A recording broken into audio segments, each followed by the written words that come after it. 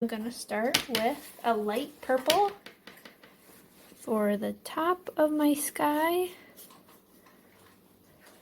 And then the bottom of my sky too. Oops.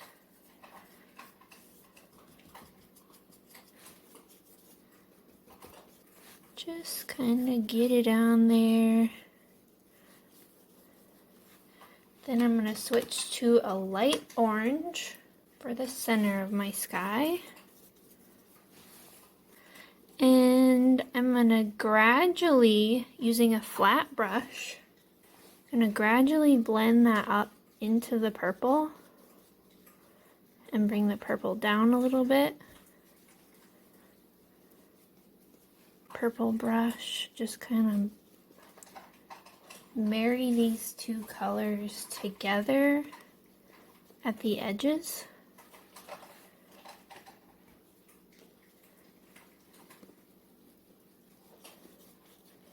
Not a lot of strokes because we don't want to lose that original orange or the original purple we put down.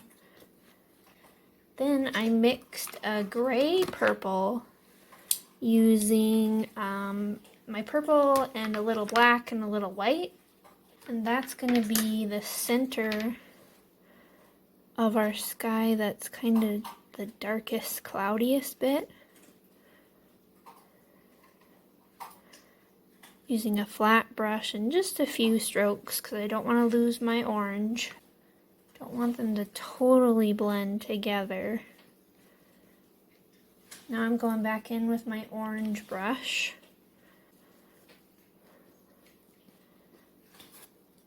Bringing a little more light orange back in. As that it will look like the sunset is kind of bouncing up. Making a glow off those clouds. Then we're going to go in with black and make our horizon line.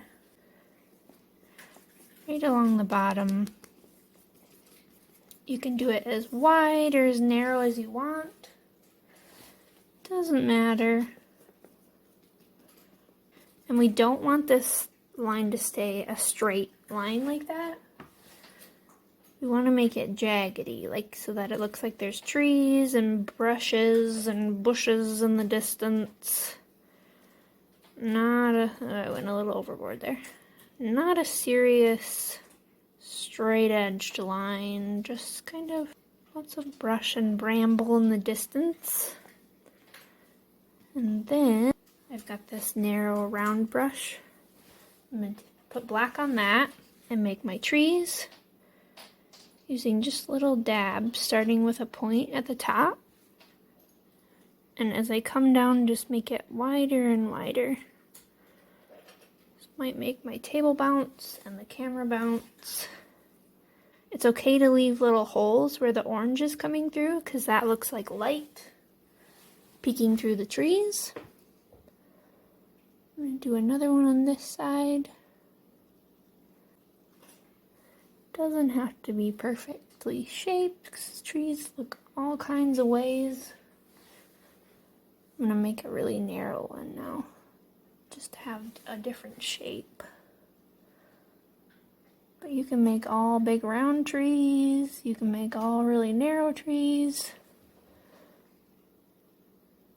Cool thing is when people do the same project, they all come out looking different. Because we add our own little spin to it. I'm gonna make this kind of look like a big bush over here because I made it look kind of straight and weird. Just gonna improvise that.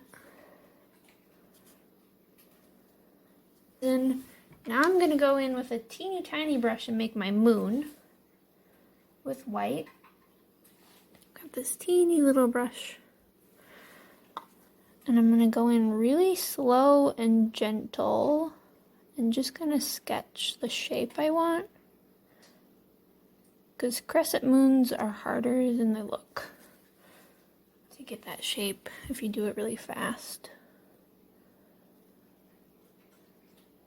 Just going to kind of sketch out my round shape and then connect those points. Smaller C. with a little more paint and fill it in. Okay, now we'll make our stars with just a dab of paint and use different amounts of pressure to make some tiny ones and then some bigger ones. Whoops, that one's really big.